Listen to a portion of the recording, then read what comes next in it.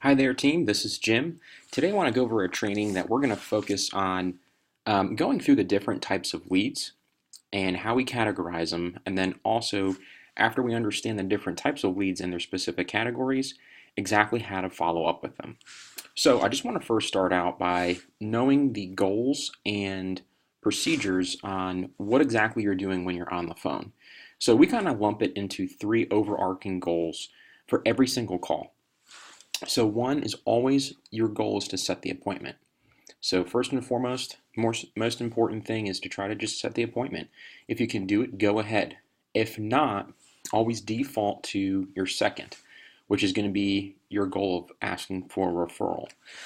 Now, oftentimes, sneaking in a question, something just as simple of, before I hang up, like I mentioned, we're very serious about proactively prospecting for buyers for all of our sellers. So let me ask you, do you happen to know of anybody who's looking to buy, sell, or invest in real estate from work or your neighborhood? And you never know. Most of the time, they probably say, no, I don't think of anyone. But once in a while, maybe every 30, every 50 people, you're going to get a referral. So always sneak that in. And then lastly, if you can't get the appointment, you've asked for the referral, just build rapport. So then that way, truly every phone call you have, as long as you're being a nice person, being respectful and professional, you should be building rapport with these folks. So every lead is an opportunity. And I want you to treat that as this is another human being who you have the chance to impress and show them through how you conduct yourself, um, you know, our real motivation for helping them. So those are your three overarching goals. Now, specifically, when you're talking to leads, so any phone call, and this is for every person that's on the team, is to ask for an appointment, ask for a referral, or build rapport. Now, specifically for what you're doing, though, because you are the proactive prospecting leg of the business for our team, your two specific goals are to one, always seek to understand what their motivation is. Always. And number two is to establish a time frame. So now the reason we do those two things and why it's really critical that you have that is because that's how we're going to categorize them. So for us as agents, we're going to spend our time going on appointments with motivated buyers, sellers, and investors. Period. That's what we're licensed to do. Those are the people who are going to actually help them get the property sold or find them a new one. So that's critical. Always understand. And this is kind of one of those things with as you become more seasoned, while you're finding their motivation, you're also building rapport and establishing a relationship that's going to be long term for us and the team and yourself. We want you to get as many bonuses, as many appointments as possible. So that comes with really understanding what their point A is, what they're trying to do to get to point B, and then once we know that, then we can very easily establish how we can help them as the real estate professionals accomplish getting from point A to point B. And for us to really do that, we need to meet with them. And that's so easy to set the appointment once we go through and really follow the scripts in the way that they're designed to do just that. So now, the time frame. Let's talk about that for a second. So when we're working with people who are going to buy, sell, or invest in real estate, how we follow up with them, and that's very critical because this saying the money's in the follow-up is very true. Statistically, it takes about 5 to 8 phone calls to build enough rapport to get a qualified appointment with someone if you're just reaching out to them for the first time, meaning that it's a cold relationship. They don't know who you are. They've never heard from you before. This is the first point of contact. So this is really the most important part, other than knowing and mastering your scripts, is the follow-up process. So let's talk about the different time frames and what makes a specific lead a lead. So all new leads, so any lead that has not been, just came in the pipeline, whether it's a for sale by owner expired that just popped up, if it's an inbound lead from marketing methods that we've employed, if it's, a phone call that's coming in, as soon as that person becomes in your pipeline and, becomes a lead, they're new. They require immediate follow-up. So Harvard, one of the most renowned professional schools here, their business school actually did a whole study in how quickly follow-up matters for businesses.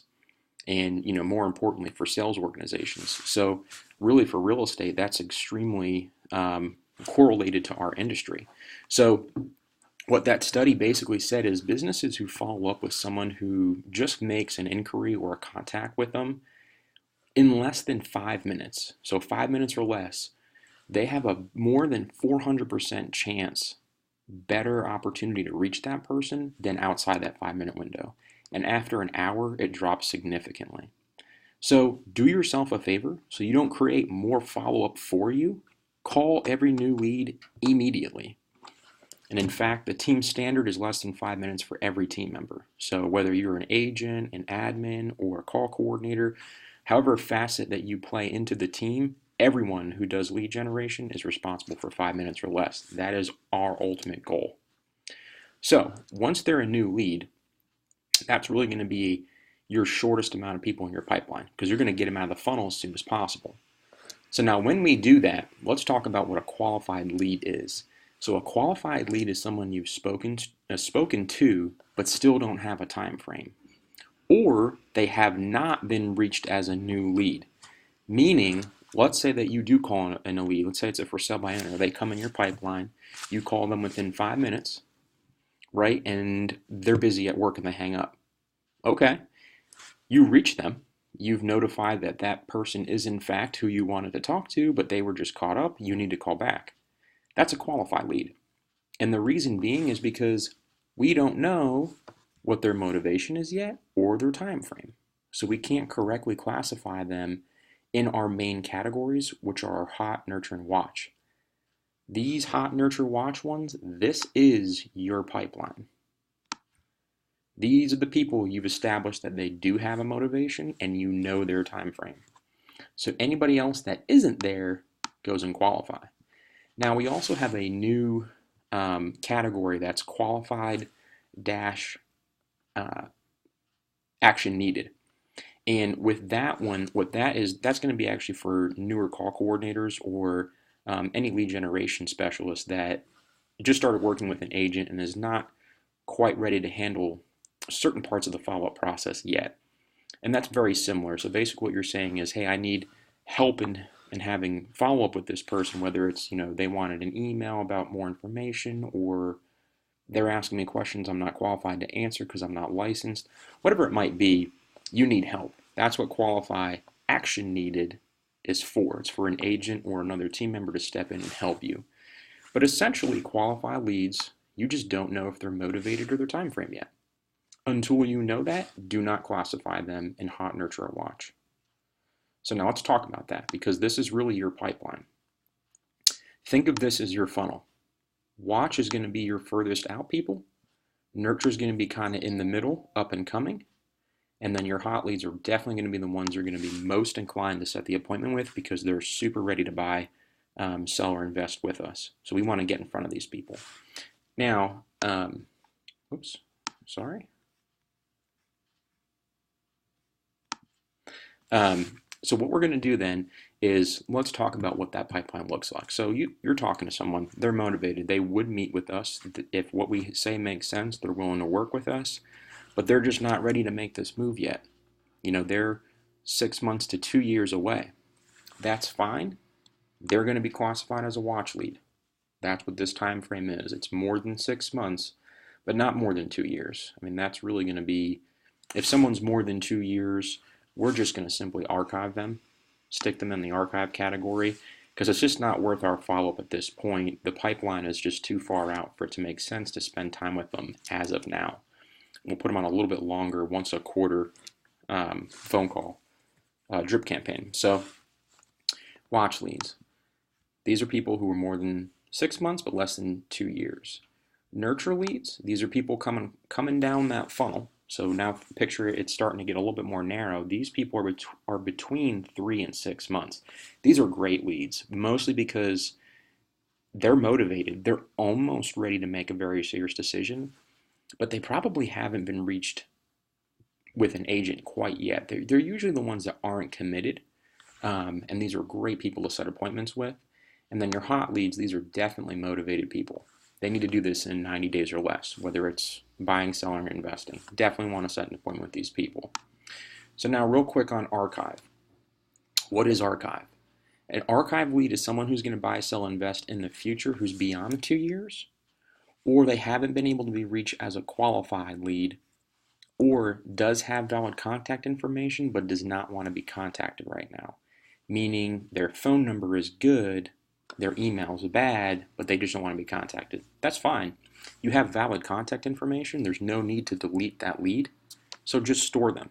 Think of archive as your stored leads who are out in the future or just not ready quite yet. So let's not bug them now. Let's focus on really getting your pipeline, your 2 years and less, with motivated people. Focus on those people as your follow-up, and everybody else will just store them. And then we only trash leads if they specifically do not have a phone number or no email, or if they actually asked us to be removed permanently from the lists. They don't want to be contacted anymore. Understandable. They're getting removed and they're going on the do not call list. So those are different categories. Now, let's talk about follow-up. So when do we follow up with these people? So once you've categorized them, here's the rules and responsibilities for each. New leads, immediately. You're going to call them less than 5 minutes. They're all contacted 3 times or more in their first day. So if it comes in, let's say you got a new lead, it's an expired, right? And it comes in at midnight, and as soon as you log in for the day, boom, there it is, right, ready for you to call. Call them once in the morning, call them once in the afternoon, call them once in the evening. Call them until you get them. So the first day is critical to try to make contact with them. Now, after 3 calls with no answer, or an answer but still no time frame, change them to qualify. Call them, do your action steps, get them out of your pipeline. Put them into a category. If their phone number is bad or invalid, change them to archive. And obviously, if their phone number and email is bad, then you can trash them. So just know that that's only the times, and this is true and valid for all leads at any point. Now, your qualified leads. This is going to be your biggest pipeline. This is also going to be your most active follow-up because you're calling these people once per day for 7 days until you have either switched them from new with no contact, and so now they should have 10 call attempts, right? Because you're calling them 3 on your first time, so that's 3 plus once per day for 7 days. That's now 10 attempts. If and only then you still can't reach them, then we're going to call them once per day for 7 days, and then 1 time per week for 10 more attempts. So once you kind of hit your original first 10, then set your next follow-ups, your 11th phone call essentially, is going to be the following week instead of the following day. So these are going to be your most active people. We want to basically sort these guys out and get them into our pipeline. When is their time frame? They're either going to be a hot, nurture, watch, or an archive. So let's figure that out because your pipeline is going to equal your income, right? So your hot leads. Who and when do we follow up with these people? So we call hot leads every single week until an appointment is set. Even if the client specifically says, I don't want to be called until, just call me 21 days from now or call me 3 weeks from now.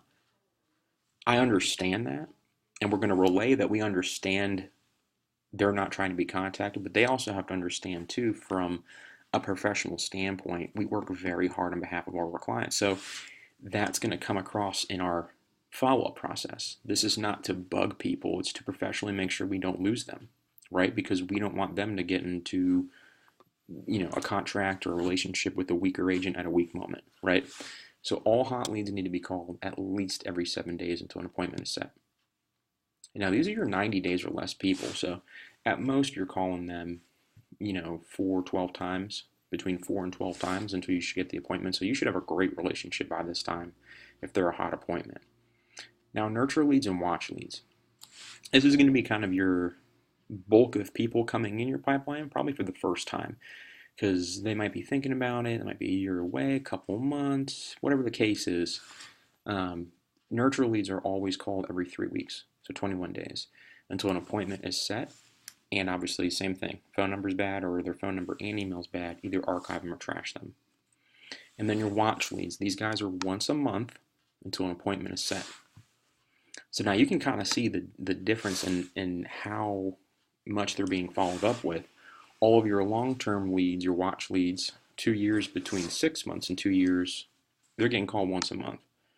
Once they kind of get to that more serious threshold, they're now 6 months and less. Then it's every 3 weeks, so it's a little bit more aggressive. And then once they truly become less than 90 days, if we still haven't set the appointment, we're calling them every week. Okay? Now, if they become an active client, it's now the agent's responsibility. So these are just people that are hot nurture watch that you have not set the appointment with. We just continue to follow up with them until that happens. And this is going to be your best opportunity to do so. So if you have any other questions, obviously reach out to one of your teammates or myself. But this is really the process. So I want you to master this. Get every person that comes through your pipeline on a follow-up.